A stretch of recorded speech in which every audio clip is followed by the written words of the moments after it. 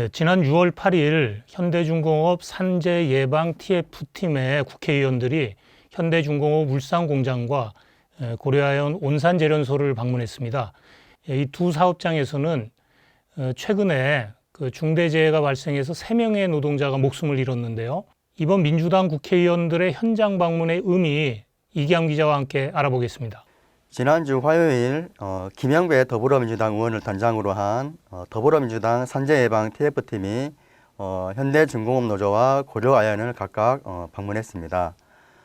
현대중공업은 지난 5월 초 현대중공업 내 구도크 원유 운반선 탱크에서 작업 중이던 하청 노동자가 추락해 사망사고가 발생했고, 고려아연도 5월 30일 온산제련소에서 노동자 2명이 질식사고를 당하는 재해가 발생했습니다.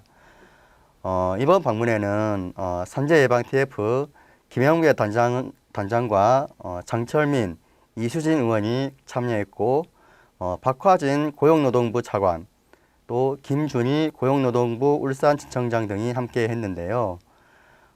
이번 방문의 의미를 해석한다면 내년에 중대재해처벌법 시행을 앞두고 최근 울산에서 산업재해가 연속적으로 일어나자 여당 의원들이 산업 현장을 점검하고 위험 업무 단독 수행 금지 등 근본적인 예방책을 촉구한 것으로 보이고 있습니다. 노조는 생산부서 단기공사계약팀, 1차 협력사 소속 물량팀, 프리랜서 계약 노동자 등 다단계 하청 고용 형태의 노동자가 선체 건조와 도장부를 중심으로 2,000여 명으로 추산이 되며, 이 노동자들의 경우 미숙련 노동, 또 불안전한 환경에 내몰리고 있다고 우려하고 있습니다.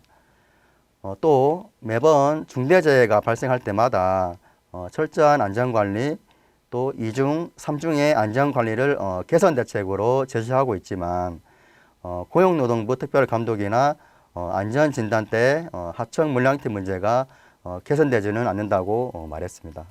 단기계약 하청 물량팀 문제 외에도 자회사를 다시 하도급화해서 같은 공정에 혼재 작업이 일어나는 문제점도 지적이 된 걸로 알고 있는데요. 노조는 2016년 정규직이었던 지원 설비 부분을 자회사로 넘기고, 자회사는 또다시 하도급화를 함으로써 설비 운용의 문제로 중대재해 발생이 빈발하고 있다면서 현대중공업 내 자회사 모스 직영 700여 명, 하청 1,300여 명은 중기운전, 중량물 운반, 설비 수리 업무를 진행하면서 다른 원하청 노동자와 혼재 작업을 하고 있다고 설명하고 있습니다.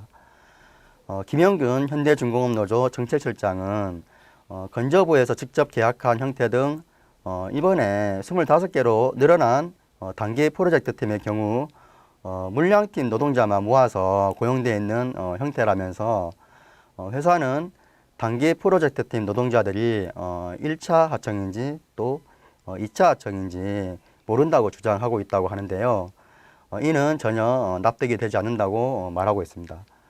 또 이번에 돌아간 분의 안전화는 낡을 대로 낡았고, 안전벨트도 쓰레기통에서나 주워온 듯한 아예 쓰지도 못할 정도였다고 이렇게 말하면서 결국 사측은 이 사람들의 피복 등 장비들을 해당 노동자에게 책임지라고 하는 것이라고 말하고 있습니다. 이에 이 노동자들의 안전교육이나 안전관리가 제대로 되는지, 또 어떤 형식으로 일하고 있는지를 고용노동부에서 상시로 체크할 필요가 있으며, 사측에서는 3중 안전관리 체계를 하겠다고 했지만은 별 효용은 없을 것이라고 보고 있으며, 이에 고용노동부에서는 또 다시 믿고 기대해보자는 식으로 그냥 넘어갔다는 것이 지금까지의 행태였다고 지적하고 있습니다. 네, 이번 간담회에서 사측은 어떤 태도를 보였나요? 이수진 더불어민주당 의원은 특히 현대중공업 사측과의 간담회에서 사측은 물량팀 교육을 체계화시킨다고 했는데 실제 단기 프로젝트 팀의 경우 교육을 제대로 받았는지, 또 표준 작업서 확인 등의 시간도 확보를 했는지를 확인할 필요가 있다고 주문했습니다. 또 작업 현장에 투입하기 전에 이러한 것들이 잘 이루어져야 할 것이고 업무가 딜레이 되는 것도 일정 부분 감수해야 할 것이라고 말했습니다. 일을 제대로 하겠다는 원하청이 있다면은 계약 단가도 일부 조정이 필요하다고 주장을 했습니다. 네, 이수진 의원은 또 사측에 추후 추가로 서면 질의가 있을 거니까 성실하게 답변해달라고 요구를 하기도 했습니다. 장철민 의원 역시 협력사 또는 원청과 계약을 하면서 이전과는 좀 다른 형태로 단기 계약을 하고 있는 전체 물량팀의 규모가 파악이 가능한지에 대해서 물었는데요.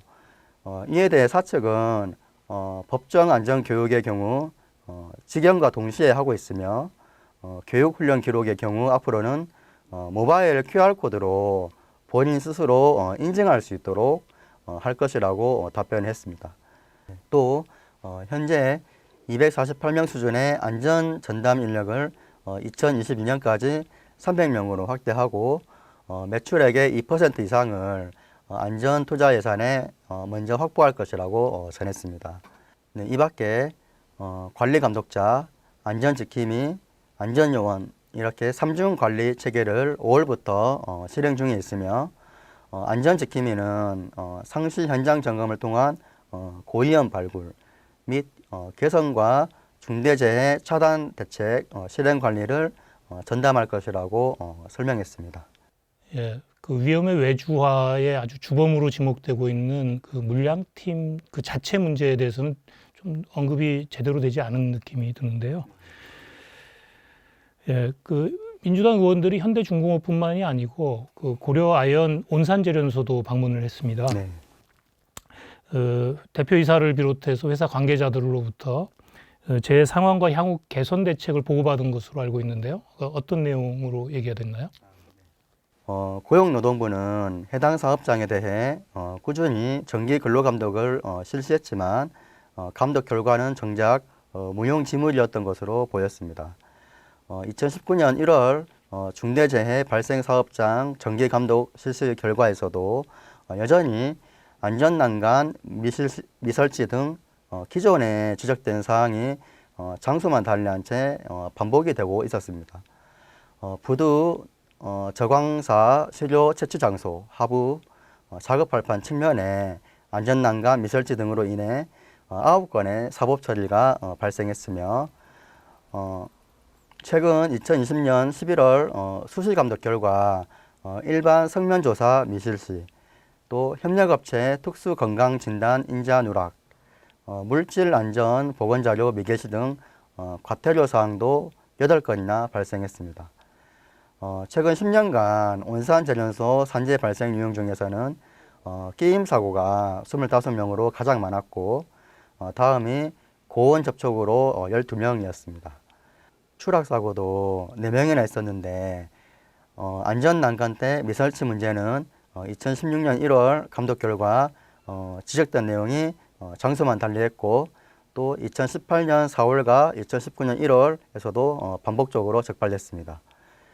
이에 이수진 의원은 고용노동부가 감독을 나가서 적발만 할 것이 아니라 지적된 사항이 어떻게 개선되고 있는지 또 보완 요구를 하는 것이 무엇보다 중요하다고 말했습니다. 이 의원은 이번에 또다시 고려아연에 대한 특별 감독을 실시한다고 하니까 감독 결과가 어떻게 이행되고 있는지까지도 충실하게 점검해야 할 것이라고 밝혔습니다. 네, 그 고려아연 온산제련소는 원하청 노동자를 합쳐서 지난 10년 동안 14명이나 되는 노동자들이 목숨을 잃었습니다. 특별 근로감독이 이번만큼은 좀 철저하게 돼서 다시는 이런 그 반복되는 재해가 근절됐으면 좋겠습니다. 그 이날 그 현대중공업과 그 고려아연 간담회 때 그 울산 지역의 다른 언론사들은 거의 보이지를 않았는데요. 네. 제가 이날 그 간담회 현장을 둘러보니까 실제 울산의 언론사 중에서 취재를 온 기자는 저밖에 없었던 걸로 보였습니다. 특히 이날 오전에는 유은혜 교육부 장관, 또 김기현수 경남지사, 울산과 경남의 대학 총장 등이 울산으로 방문해서 울산 경남 지역혁신 플랫폼 출범식을 축하하는 행사가 있었는데요. 네, 이 사업은 지방대학의 소멸위기가 가속화되고 지방 청년의 수도권 밀집 현상 해소를 위해서 지역의 특화 산업과 연계한 교육 혁신으로 지역 기업이 필요로 하는 인재를 양성하는 것인데, 이 행사에는 울산에 수많은 취재진이 모여서 발 디딜 틈도 없었는데요. 그런데 이와는 대조적으로 같은 날 오후에 열린 이번 산재 예방 간담회에는 평소 보이던 기자들의 모습이 보이지 않아서 안타까운 마음이 많이 들었습니다. 네, 지난 5월 말에도 더불어민주당 의원들과 고용노동부 차관이 지게차에 깔려 노동자가 숨진 부산 신항 현장을 찾았는데요. 내년 초 중대재해처벌법 시행을 앞두고 고용노동부와 여당 의원들이 산업재해 예방에 노력하고 있는 것은 다행이라고 생각합니다. 더 이상 산업 현장에서 노동자들이 위험에 내몰리는 일이 없었으면 좋겠습니다. 이기암 기자 수고했습니다.